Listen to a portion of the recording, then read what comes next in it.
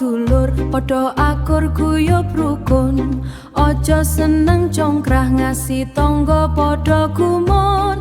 Rukun iku syarat tumuju maring kamulyan, aja ngasih bubrah kaya ra duwe tatanan. Yen ana sulaya aja digawe umbaran, pirang sira gelem petukan ngasih ganti taun tetep ra gelem salaman.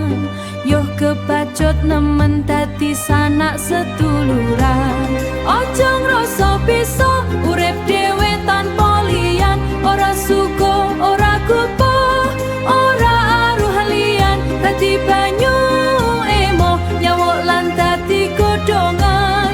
Emoh nyuwe banjur gegem terus dadi tangan.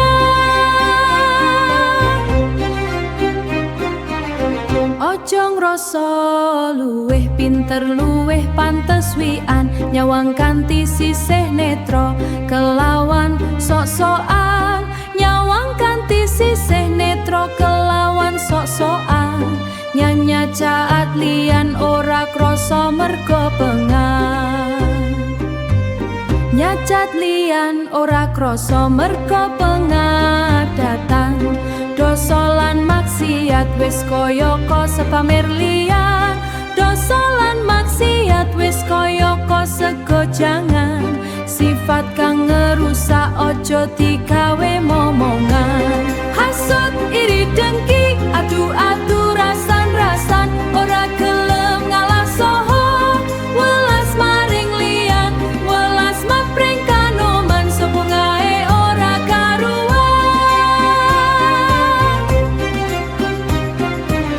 Sifat-sifat mulya kudu gawe adayan, alus tutur luwes tindak tanduk ing bebrayan. Ngadepi perkara ruwet kudu sing wian, ati kudu jembar saha jatmi